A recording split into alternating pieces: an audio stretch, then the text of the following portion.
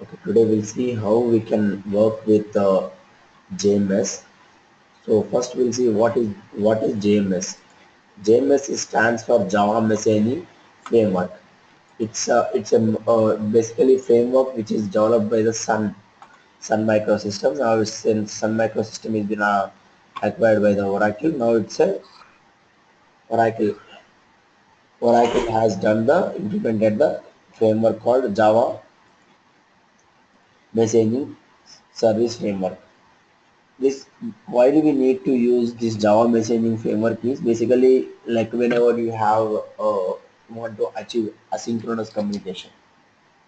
Okay, asynchronous communication instead of a synchronous communication. When I say synchronous communication, let's say you'll be sending a request, and when you send a request, there will be another process will be receiving that request, and then that let's say you have a parent process. Mm-hmm. Okay, or you can consider the client and server architecture. Okay, where even you have parent process also you can consider like that. Okay, so when Parent process means you're saying you're a calling sub process. you're calling one process from another process. The process which calls the another process we can call it a parent process. The process which is called we can call it the child process. Mm-hmm. Caller and called. Caller is basically called the parent process, and called process we can call it as a child process. So let's say Okay. if you want to achieve the parent process and child process, or you want, let's say, client and server architecture, when client sends a request and server would be receiving that request and and it be fulfilling the request. And as soon as it will be server is completed execution, then it sends the response back to the client. Means until the parent until the server is sent the response back, client will not able to proceed further because client will Mm-hmm. be keep on expecting the response, or even the process the invocation was in synchronous. So that's the reason, right? The process will not able to the client will not able to proceed further. This is the one thing. Why do we need to use a messaging framework? Is messaging framework will use for establishing the asynchronous communication. And other thing would be like, let's say when your client sends a request, okay, so server would be receiving that, and then maybe you need to fulfill that request. Let's say you need to fulfill in the sense you will be inserting into database, and then you will be sending the response back. How many number of records has been inserted successfully? How many number of records has been failed? So let's say this is what we when I say fulfilling. Let's say just for example. So you send a file. Uh, Yeah, go ahead. Vima, are you showing me another screen? Because my screen basically shows the Google Same. page. I'm just explaining the scenario. Then we'll see Okay, that. fair enough. Okay. Okay. So let's say one usage why would be using JMS connector is to establish the asynchronous communication. In this asynchronous communication, what we can do, client or parent process just call the it will be only for fire and trigger. Just it will trigger the child process, and then wherever you want, the child process will be receiving the response. It means communication will be asynchronous. Let's say one good example for this asynchronous communication is you have actual one interface. In this interface, you have an logging framework. It's a log start and log end. Okay, it's a log start and log end. As soon as your process is triggered, you want to capture what request has been received for this process, and after you send yeah, while you process you receive sending the before executing you will be sending the response. This is a logging framework in the sense, meaning what is coming and what is going from the process, and then if any error occurred, an exception means, but actually you're logging for not a client purpose. This is not as a pass, it is as a part of your interface logic. Only this is just for analysis and debugging purpose in case of any error occur for developer purpose, right? So to prevent this data prevention, as well as it will be used for the developer to analysis the issue in case of any errors occurred. It means that when But you we already have a log, right, Bhima? Generally. when you kind of have any error, it already shows in a given log, right? It will be there error, but in normal success case, it won't show any error. Let's say in this case, see there is a two cases when the error will be generated. One is when there is issue with the processing, it will generate, and there is another thing we can generate an error when some business conditions are not fulfilling the request. Then we can generate an error. We can throw an error. Mm. Okay. Okay, so in that case, right, you need to understand what request is coming, why the request, what the request is coming, and what we have the law checkpoints in our process. So we can clearly tell them client that but we are getting this one, we will not fulfill this request because of these are the validations we have put in our process as part of the logic. Mm-hmm. So so in that case, if you don't put the logging, right, what happens, you don't see basically we won't use the file logging, means keep on when you are keeping notify, right, what happens, it will write the information to the log file. It's nothing but it's a file logging. You are keeping your logging data into a file. So basically it's just difficult to verify, or it's like a time taking process for verifying. So for that, what we'll do, right, we'll create a database as a storing for logs, ideally in any integration technology. So that because if whatever you want, you can just matter of seconds, you can just trigger a query, you'll get the corresponding transaction details. Okay. So in that case, wherever you are using the logic for logging, so keeping the data in the log in the sense will be from the main interface to you may be using some of the child process to do the logging. Okay. So, but this logging process should not take your process execution time. Your parent process should just trigger this process, and then it has to proceed. It should not wait. If it is waiting, let's say if it's waiting for 1 milliseconds also, it's not really required. It may impact my process execution. So I should, Mm-hmm. because by default what happens, right, when you call a process, until the called process getting executed, and whatever, and the parent process would not proceed further, because parent process will be having some other logic. So that's the reason we want to always go for asynchronous communication. What in this case what happens, right? The parent process will just trigger it. It will not forget, it will not look in whether the child process will be executing success or failure. It doesn't matter to the parent process. We want just asynchronous communication. Then we'll be proceeding further. Logging will be running in backend in maybe in another thread, and we'll be doing the logging. This is what I can say asynchronous communication. In this case, it will not wait the parent process. Parent process will be just used for triggering mechanism, just for fire and trigger. Then we'll be over there.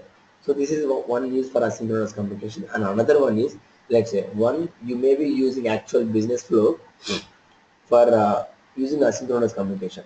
In that case, what happens, right? Parent process trigger it, and as I told you that parent process is not responsible for any records has been failed in the child process. But how do you prevent it? How do you prevent it? For that, JMS framework itself has provided. JMS framework will be basically used to provide the reliable message. Reliable message. Okay, when I say reliable message, you should not lose any message at any point of time. That is the way how this JMS will be providing. So let's say you are the client.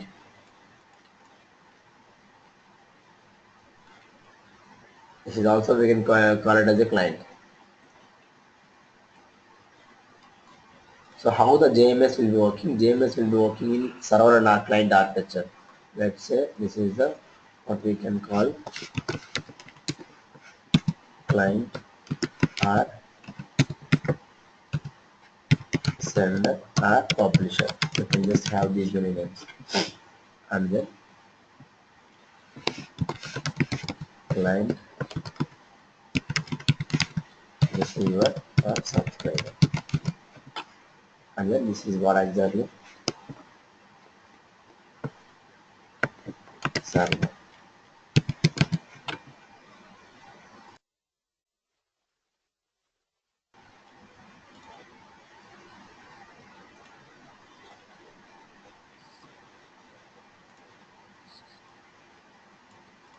See, well, when client sends a request, or because JMS always works in server-based architecture. If you want your Mm-hmm. JMS connector to be used, you have to run the you should be having the JMS server which is up and running. So we'll be showing how to download and how to configure all this stuff. We'll show you. So first the server would be available, and then when I say client, it might be any application. It might be a Boomi application. It might be any Java application. Means the client in the sense the one who actually sends a message that we can call it as a client. Even the one which receives the message from the server also call it as a client. Both you can call it as a client. Client is basically doing some functionality. So what does here, whatever the message you are available, you are just keeping, you're sending the message to the server. The server will be taking care the responsibility of reliable message. Means when you send a response, when you send a data on the server, and then server would be storing your message until and unless your receiver is process it successfully. In case if your receiver is not processing successfully, it will be keep on sending the message. So this kind of, because from server to client, it internally manages with the acknowledgements.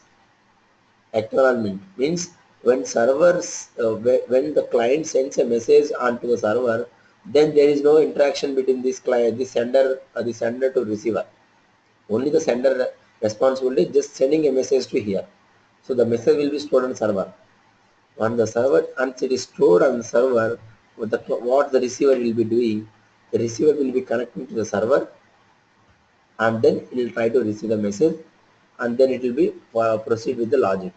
If it case in failure in the, well, let's say if it is a failure in inserting in database, it has the internal JMS mechanism which allows us to keep on re-trigger the message until the receiver is successfully processed it, till the time the message Okay. is storing in server.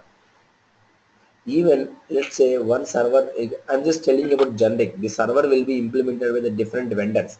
Let's say one is Apache also have the Apache also has the, because the JMS is a framework. On top of the framework, each and every vendor they develop their own, they just additional some of the functionalities. So here if you just go here, right, so what are all servers we have?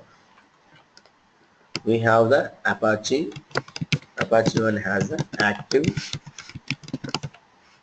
MQ active MQ JMS server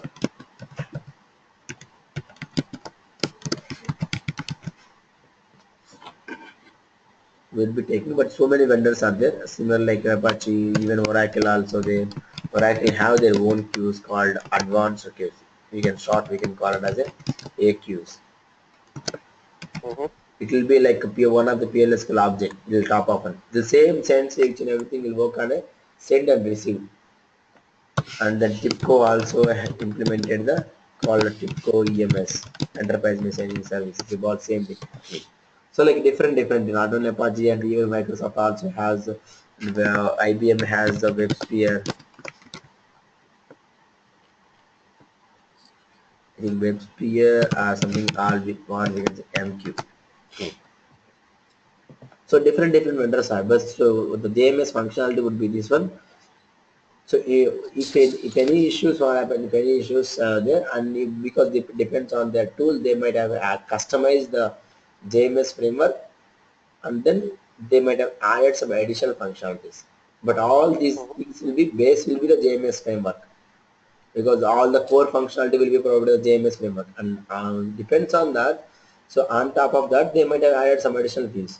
So as part of our scenario, we'll be showing how to install a Apache ActiveMQ JMS server to establish the server part, and to Mm-hmm. establish this kind of to client, and this one will be creating two different process. One process would be acting as the client which allows us to send a message to the server, and another process will be acting as a client, a receiver, or we can call it a subscriber also. Means it will be connecting to the server and to publish the message which you actually sends by the here. Means we'll be having two process, one will be sending and one will be receiving it. Okay, then we'll see.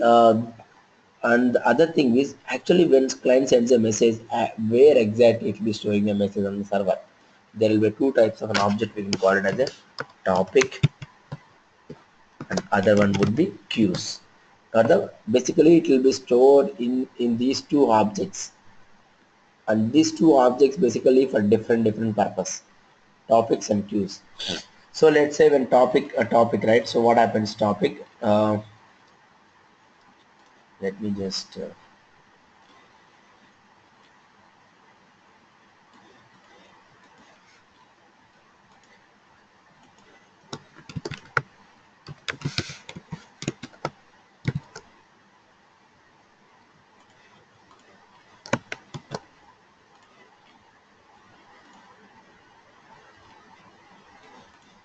let's say if you are using a topic, right?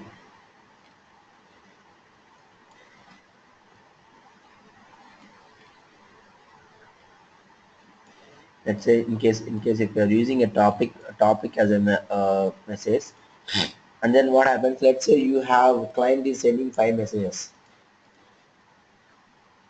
I'm just explaining. Topic is basically one to many, and queues is basically one to one. When I say one to one, so topic you have sent a 5 messages. Okay, you have sent a 5 messages using the topic. And you mentioned that it should be stored on the topic. I'll show you what to be configured. Okay, we have sent a client is send a 5 messages onto the server, and the server is actually of 5 messages now. And with the same server and the same topic, there are two receivers are available. There are two receivers are available. In that case, what happens, right? The same 5 messages will be shared here for the client A, and the same 5 messages will be sending it to the client B also. This is what we can call the topic is one to many. Means the whatever the content you are sending the one, you are sharing it across multiple subscribers or multiple receivers, because there might be different use cases. Let's say you want to send the same information, the let's say the purchase information for the multiple your divisions. So you have a business units and you want to store it business divisions, different divisions, or maybe you want to send let's say you have a one process that process basically hands inserting the database, inserting the records into database, so that the records that you want to insert, you will be sending it here. But then you'll be using the topic message. The topic while you are using topic message, one set will be using actual process and other set we would be using for logging purpose. This is logging purpose. Other set would be using it for exception and actual business flow to be executed. So this is the one. And in this case, what happened topics when you send 5 messages, or even if you send 2 messages, whatever you are sending, it will be replicated same copy here and same copy here. Not only two, if three, four, five, all these things will be shared across all the content.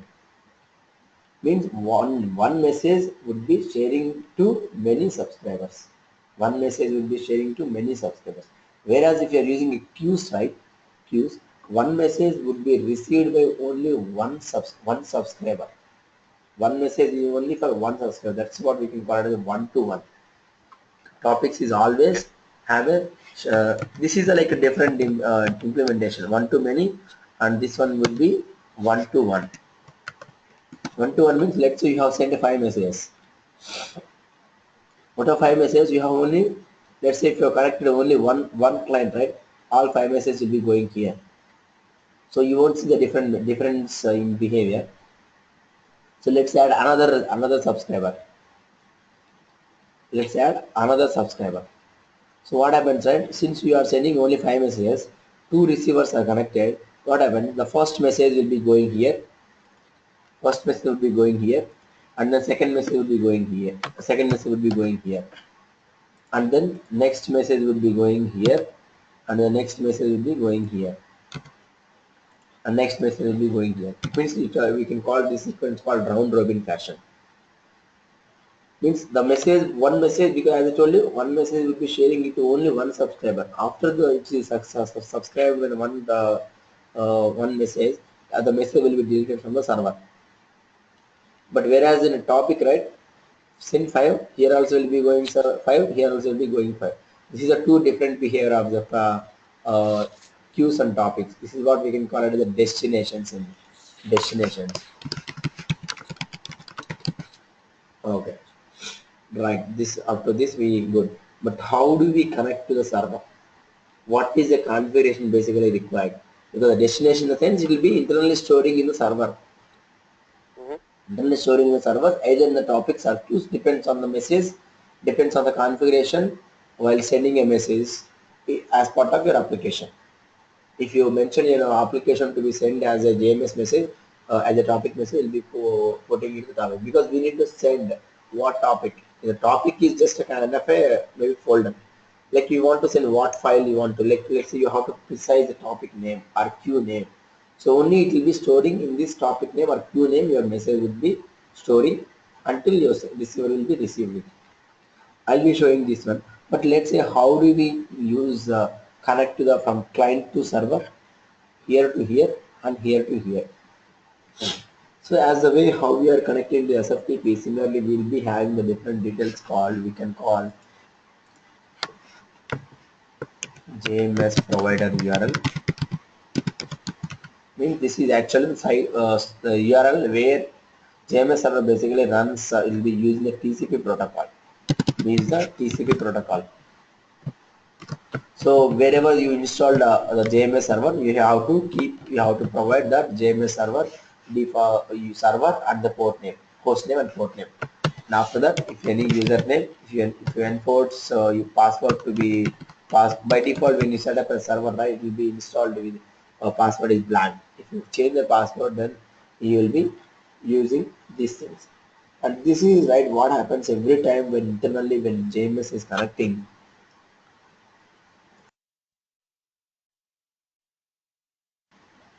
You need to understand one thing that for serving these many different types of a JMS server, we have only one connector.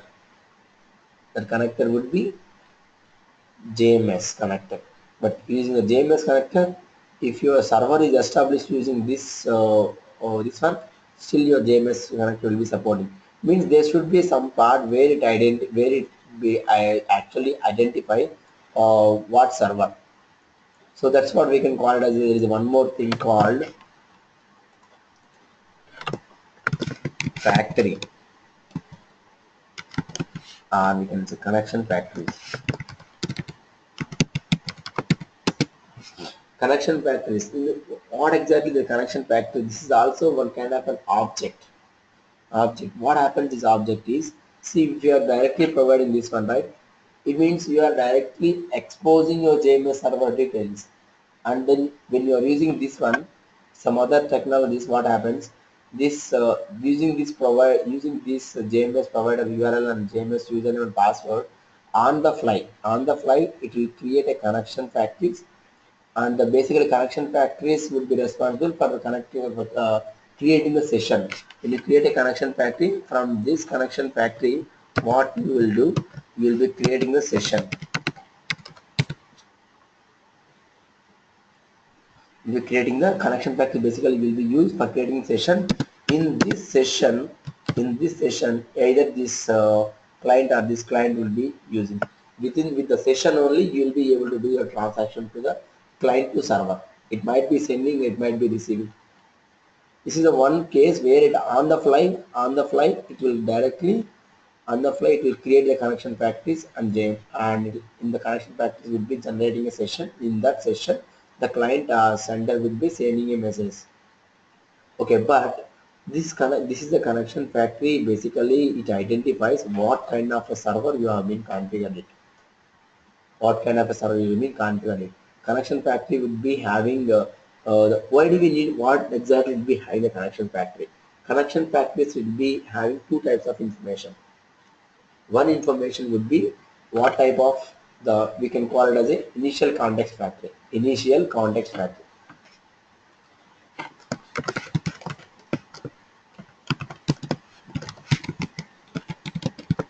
You know everything will be taking default here.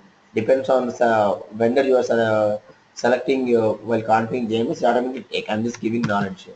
Initial context factory and then JMS server URL. JMS destination object.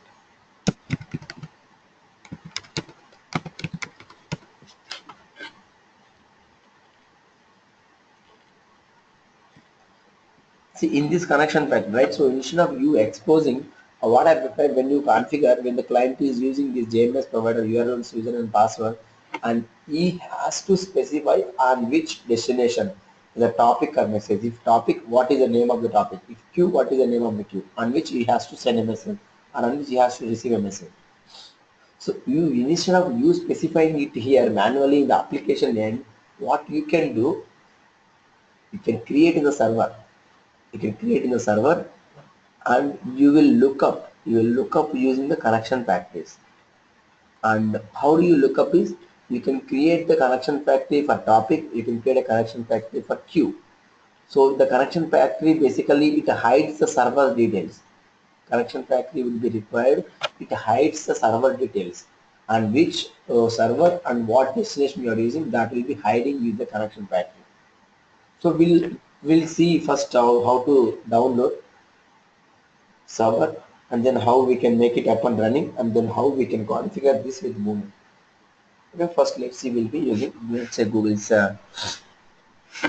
download Apache active MQ. You can just click on like this, go for active MQ parent site for downloading.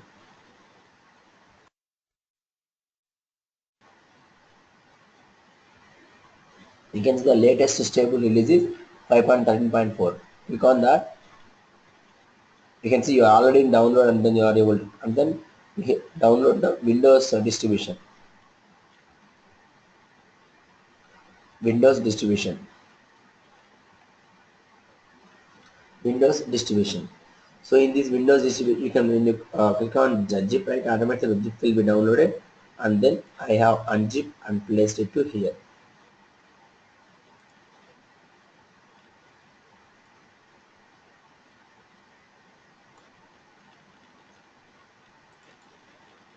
Here, once you just need to need to unzip and you need to place anywhere. It's not mandatory that I just put it here. And then once you download it, this is the way how we can download it. Once you download and unzip it, let's say how to start a server. So if you want to start each and every time to the command prompt, means when using command prompt, the server will be started. When you close the command prompt, the server will be closing. Instead of that, you want to run your ActiveMQ server with ActiveMQ server with OS. As soon as your OS is started, like the way how other things are starting, if you want to start your JMS server with the OS, then you need to get into the bin. So you will be having, if you want to go for command prompt, you can just click on this one. On the fly command prompt open, it will be started. But if you want to make your service as a Windows services, then what you need to do, first you have a two different version. Remember that this is not the version of the your operating system version or 32-bit or 64-bit. It's the version 32-bit or 64-bit of the Java server.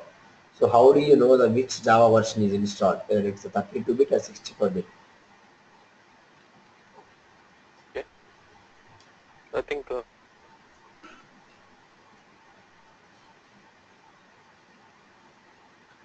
Let's open the command prompt.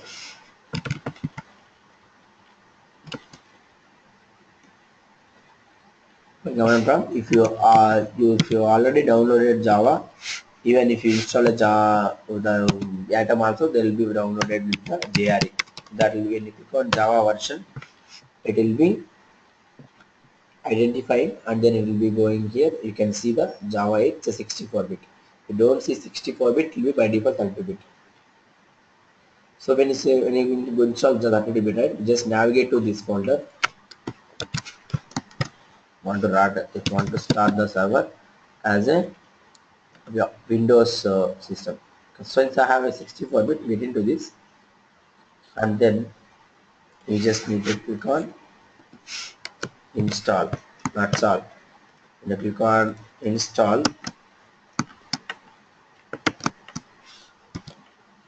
so when you click on enter, the server will be automatically installed. Okay, server would be automatically installed. Okay, once you install it, so how do you access my server? Because I have already installed, I'm just click on install, that will be done.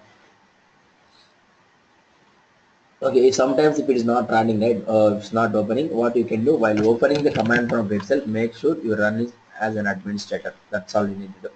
Sometimes if you don't have a Okay. permission, okay, run as an administrator and do what are the steps I do. Navigate to the 64 Apache bit and invoke the install service.bat. Because install service.bat allows you to configure your application to be run as an operating system. For installing it, basically requires some of the applications will be enforced that the installation should be only allowed with the run, administrator. So that's the reason when you directly click on, right, directly click on, it may not be have an access to run the service. When you run the service means it has to put an entry in the Windows registry. Then only the operating system will identify when to start and when to stop. So if you run as an administrator, it has a permission to update the registries. So once you click on that, and then you need to identify where exactly your server will be running. Just go for docs, just use web console readme HTML.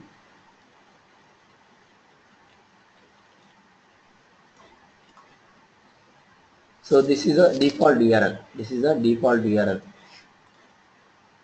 Let me open it here. I just forgot. And let me just verify the other one.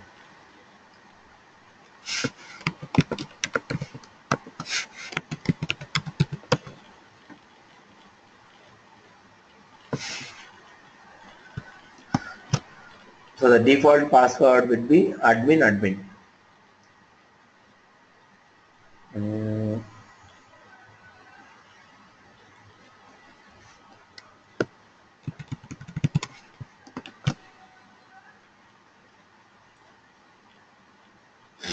okay, even you can use that one or this one also same will be there. Localhost. Okay, this is.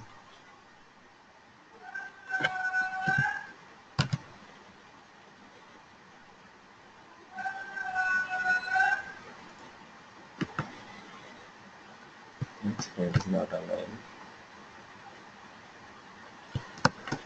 You open another doc here.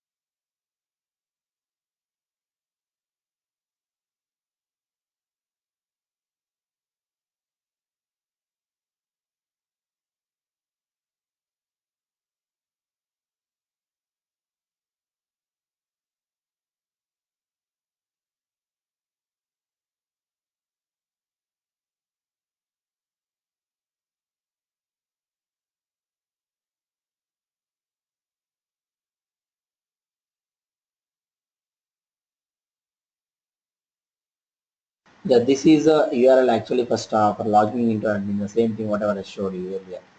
Localhost 8161/admin. This is why 8161 admin. This one, because this is the port number by default. It will be installing. It is running your server, and then you need to log in into the admin console. This is the way how we want to log in into the console. You can see that how many days it was up. It was up for since 4 days, 1 hour. And if you, as I told you that we have different objects, right? Queues, here will be queues. You can see any number of queues has been created. If you know queues are available, you can write your name and click on create. Similarly, we have a topics. Who is subscribing the messages? Like what and all connections we have. This one is just if you want to send a message from your side. If you want to send a message, then it allows to send a message to either queue or topic. Depends on you select it here. Just need to understand this much now. How to view the queues, how to view the topics, and how we can send the message, how we can see the subscribers if required. Yeah. Okay. Now we'll just, as of now, we know how to download, how to install, and how to log in into the server. And default password would be admin. Now let's see the Boomi documentation. What exactly it requires to configure the Boomi. Okay, you can configure JMS connector to work with any JMS frameworks provided to send a message, to send and receive a message from the JMS queues or topics. We already seen what is JMS queues and what is topics. JMS connector supports transactions, durable, non-durable topic subscriptions, and can configure receive timeouts, message selectors, custom message property. We'll show you this one. This one. Mm-hmm. We'll see the basic one. Let's say out of your 100 messages in your queue, you want only particular message. That's what we can call how to filter that is a message selector here. The message selector is basically to filter. Even filtering based on the pre standard headers are based on the custom headers, custom properties. We can do any with them. Okay, for to set up a connection, to set up a connector, get your JMS provider's jar file and copy them to atom install root and userlib JMS directory. If this directory is not exist, create it. Make sure that atom can reach the permissions are correctly. Means that in order to work with your Boomi connector with the JMS server, you need to put that because you may use in different vendors. You may be using Apache or TIPCO, other JMS server, and that vendor specific jar files need to be available in Atom installation directory so that the connector would be able to access the server, and you need to place in this specific directory. JMS inspect this directory and uses any jar files it finds. Okay, what and all JMS types of servers it will be supporting? Click on JMS connection. You can see it's an active MQ will be supporting. We just saw it. Another one we already showed you, Oracle AQ, advanced queues. This will be the WebSphere MQs from IBM. So Oracle AQ will be again from Oracle. The advanced queues, this both will be storing mechanism would be a database. And this is another thing, Sonic Chemio, not sure which is the vendor for this one. And generic JNA. It can work with JNA basically identifies what kind of vendors it is. So using this one, this is what I can say JNA are connection practice. So even so Okay. these are all types of JMS vendors. It will be supporting your Boomi. Okay, let's see how what are the default parameters. Now we are going to use ActiveMQ. So for ActiveMQ, what and all jar files you need to place? You need to enable ActiveMQ, put the two jar files in atom install root directory, userlib or JMS directory. This is the directory you need to go. An active core 5.4 jar 0. This is the jar. It was located in ActiveMQ home lib. Your version might be different. And this was another set of a jar file. These two jar files, you have to copy it to the your atom installation directory, and then you need to restart your server. That's two things we need to do. So first let's see whether this particular directory is there or not. Go for atom installation directory. Since we are using local installation, go for Boomi atom. Where you want to go? This is atom install root. Atom install root, and then user lib. He is asking to, do we have any folder in here user lib?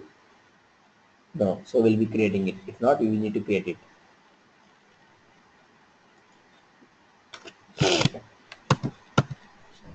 And then inside that what we want? JMS.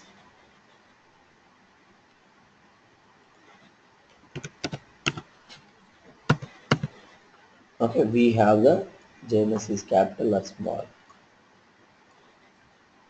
JNS small. So inside this directory, we need to place the corresponding two files. Okay, he was telling it will be there ActiveMQ home lib directory. Let's get into the ActiveMQ lib directory where we have unzipped that. I have unzipped it to C program files. This is the one.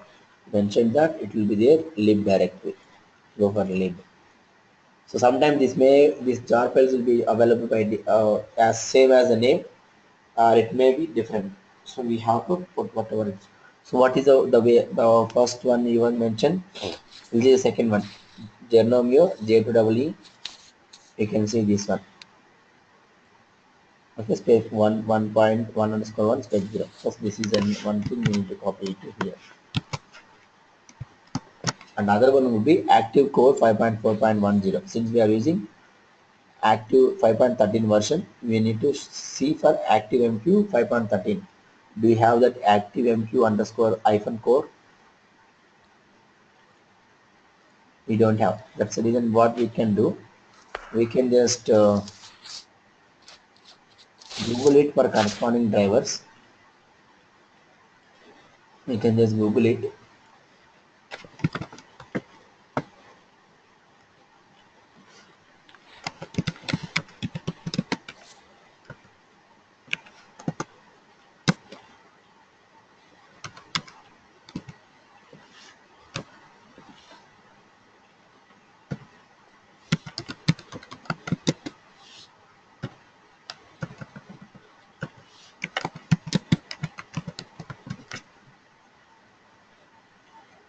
So you just need to go here. Mhm. Even there will be have another folder called Maven. They will be getting a you'll be getting a link from Maven. Maven repository MVN. It's better go here Maven repository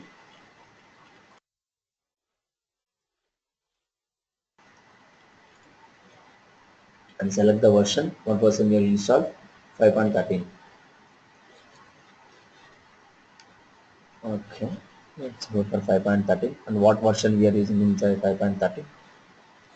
You can just even go for home. You'll be able to see that 5.13.3. This one. Click on the version. Just come down.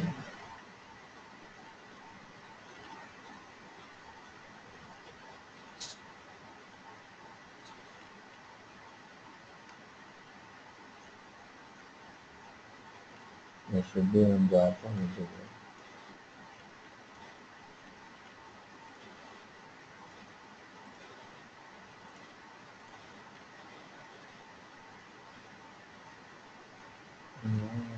Second. I okay. Version of the active MQ. Go for active MQ instead of going here.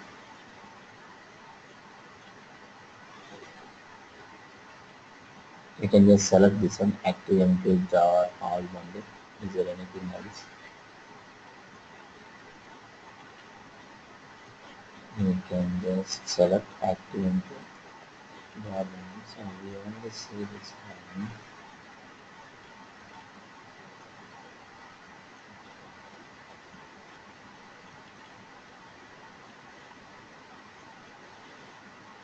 Basically ask us to download the jar files.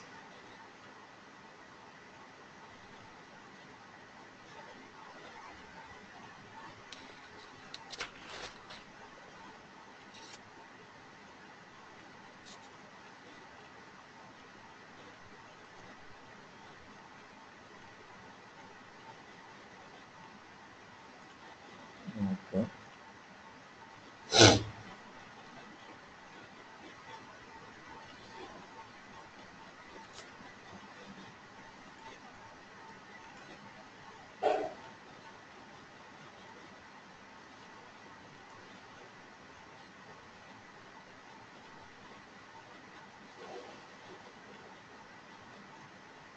It has, but that has a corresponding jar files, but it's all lower versions. 5.0, 5.0, 5.3. Let's see. Why the Maven repository is not open? Let's see another one.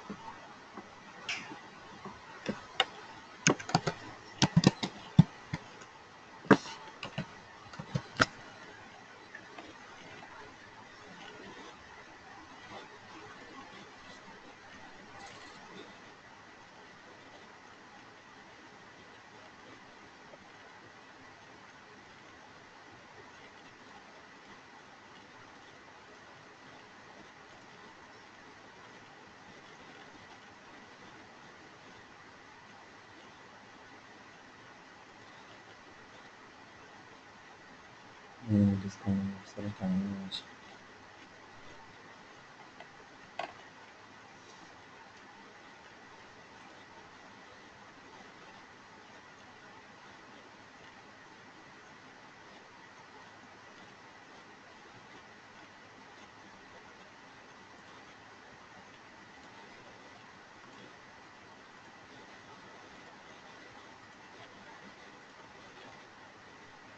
Let's go here and then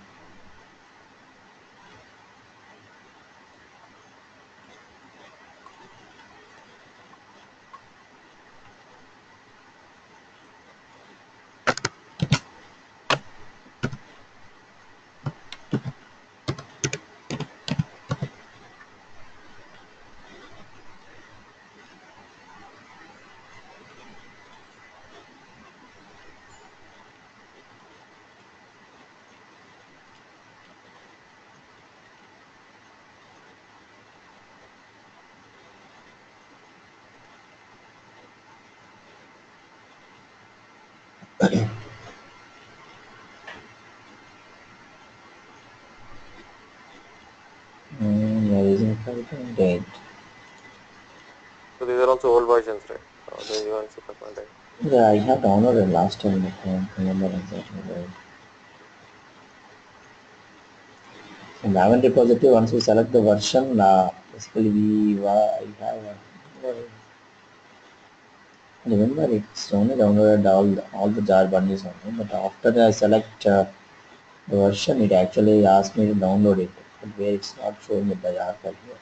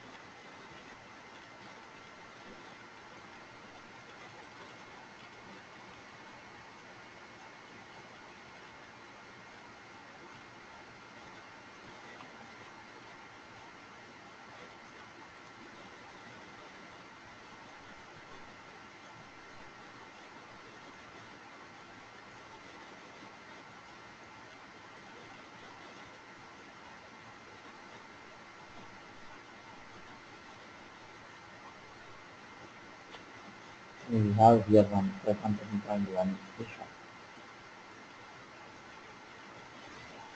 and it's downloading one.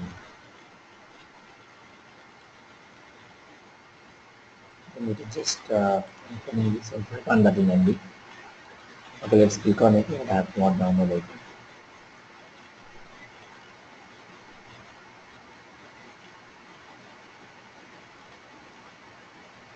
Okay, insert compressed RFs. Yeah, this one maybe it's downloaded the latest version. Sure. Okay, we will be having this one similarly like this 5.31. We'll just keep this one also here. In addition, if required any other jar files, right? What we can do, just go for lib folder and down and put all these things. It is asking.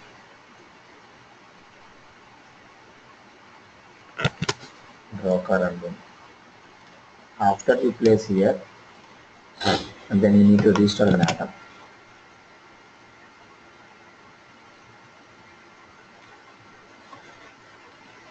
So how do we restore an atom is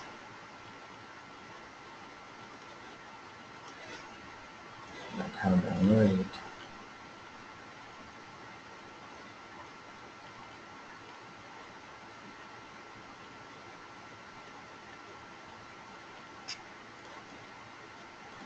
This is the bin one. Okay.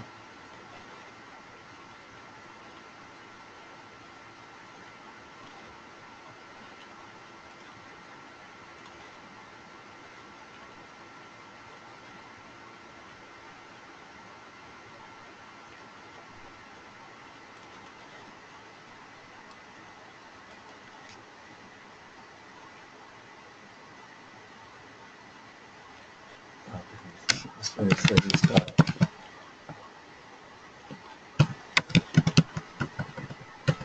Services, right? Yeah. Admin tools we can add along. Yeah, it will be just opening Windows system. And meanwhile, right, till that I will open what happened. Okay, let's see open. This one. Stop.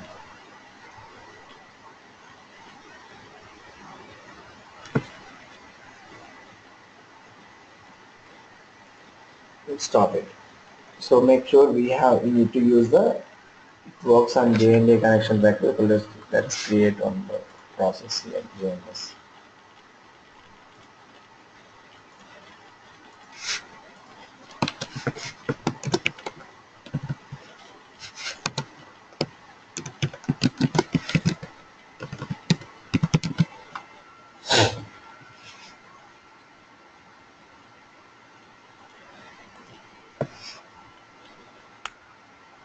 So we'll select here as a no data here, or else what we can do, maybe we can just select a connector.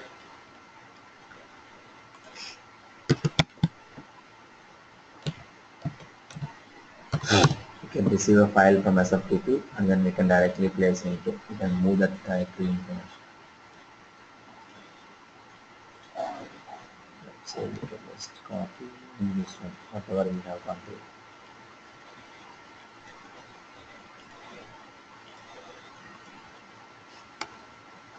From this directory, we are just moving it.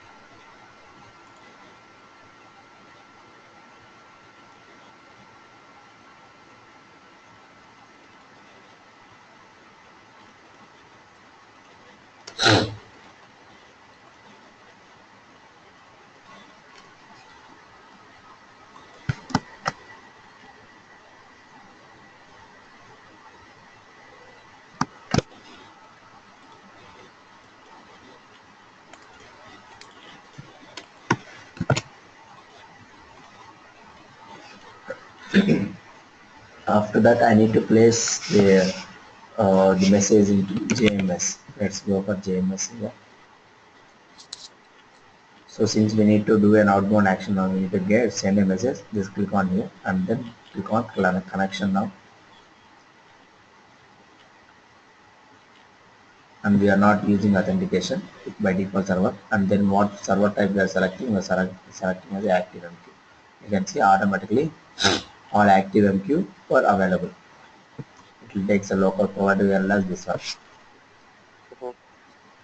So and then connection factory lookup, connection factory JNDA lookup. It means that we need to use, it has the mandatory element, means that it is not able to connect directly with this configuration. It needs connection factory also. For this connection factory, what happens? It maintains the JNDA. Java JNDA stands for Java Naming Directory Interface. It's kind of a directory kind of system. Whatever you give a name, whatever you give a name, is that it is available in the server or not. For that, what happens? Right? We have just downloaded one property file. If you just Google it, active MQ JNDI. You can see there will be one property file will be giving them. This is a property file. When you click on this JNDI property file, how to place them here. Okay, this is a property file I already keep into installation directory of a JMS. You just go program files,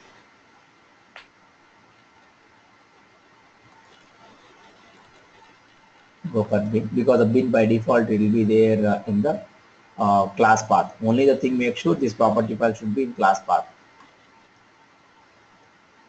So in whatever this is there already taking default everything. What we are doing here is, see, you can see the even naming convention also, q.jnda name and then physical name. Means if you are giving your q name JNDA name, with this JNDA name it automatically look up this q name. So if you just give a, let's see, I wanted to give it, if I want to send a message to a queue, what I can do, you can see that this connection factory names can be anything, connection factory generic, in a queue connection factory or topic connection factory. Now I am going to use the JNDA lookup here with the name JNDA name called myQ, or even I can give the test also.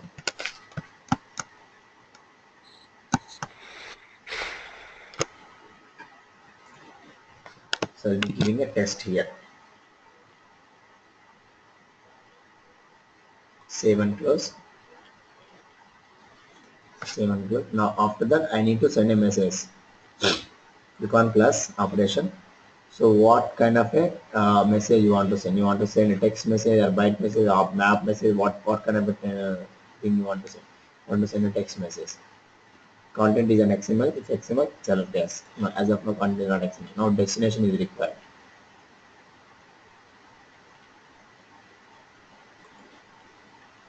So basically, this thing is actually not supporting here. When you select right, automatically based on the JND name you given, it has to get the queue name. But this is not happening here. This is not happening, but you can stop browsing it. You can directly go here. Let's see. Let's see. 1 second.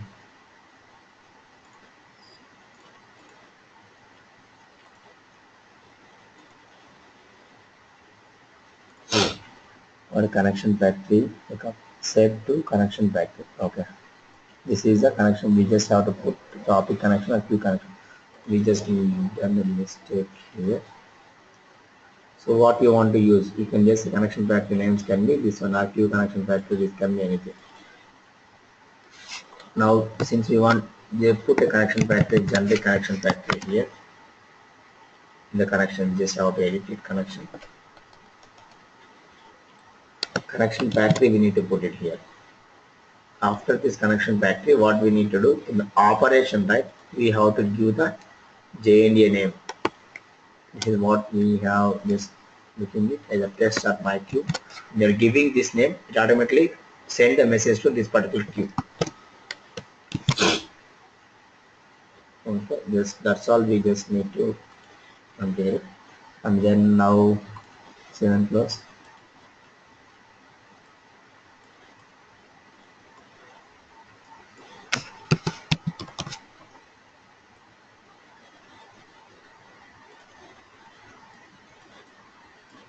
Let's try to send a message here. So before sending the message, let me go into here. I'm going to use a test of our queues. I'm going to use this one, test.q. You can just see that because I given test, it will be given boomi.test. Things are not there. First, let's create it if not there.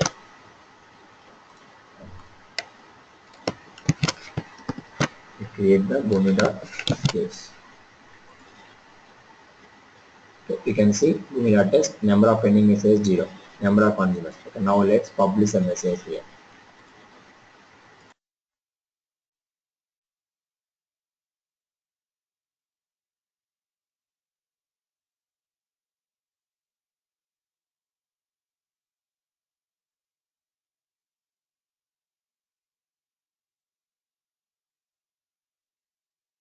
Let's see if any issues. Okay, I think I have not started this SFTP server.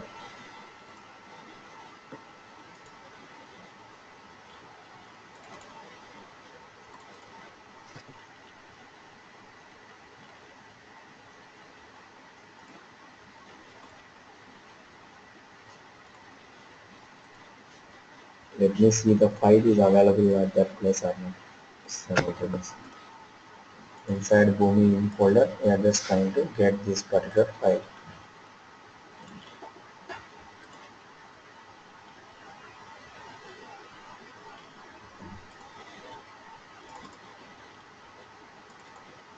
This is the file actually we are looking out into at this directory. Now run this file. Now run this process. In case if it successfully publishes a message, we can see the pending messages here would be the one. Okay. What is giving here is first let's see,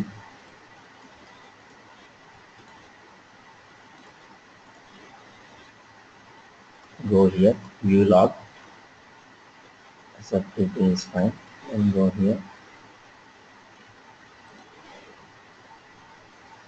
JMS sender, and go under one error, document error. Let's go here. Was unable to send a message caused by connection factory. It is just saying that connection factory was not proper. Okay, let's for the connection factory, what we can give this one is maybe we can just give the Q connection factory.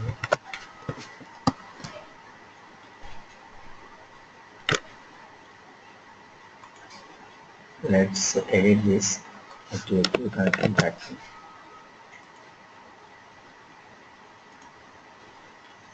Actually, publish the message.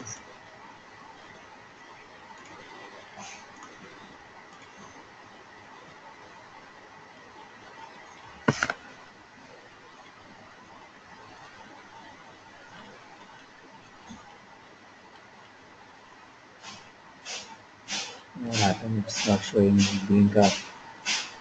No, it didn't pass, right? I think the file might have been deleted.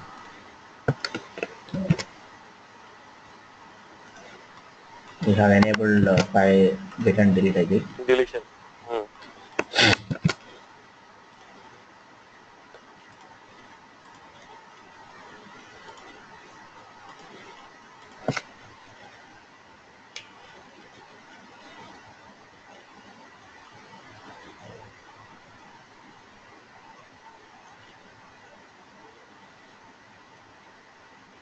My Q connection practice.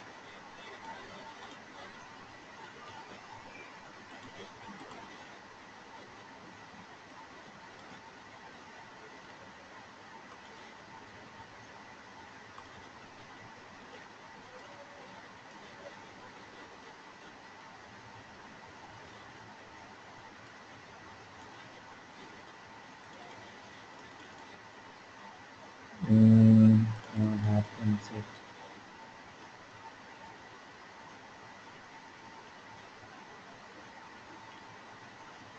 saying it? Let me place this and then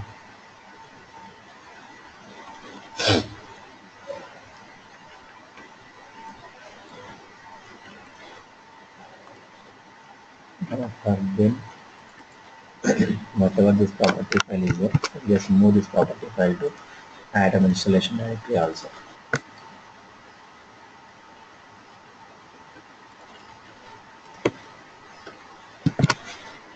and then do the restart of an atom.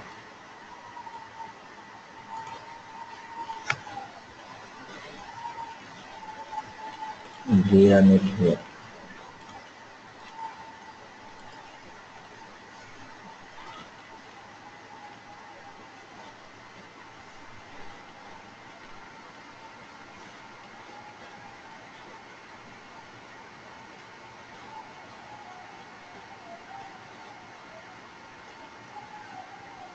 Still it is not. I think I'll tomorrow I'll show you execution of this one. Fine. Uh, yeah. The first part of this, if you can send me the video, probably I can kind of go through it once. Yeah, okay, The fine. execution part, maybe we can take it up tomorrow. Yeah, So meanwhile, I can just go through the connections and everything and see whether I can work it out. okay.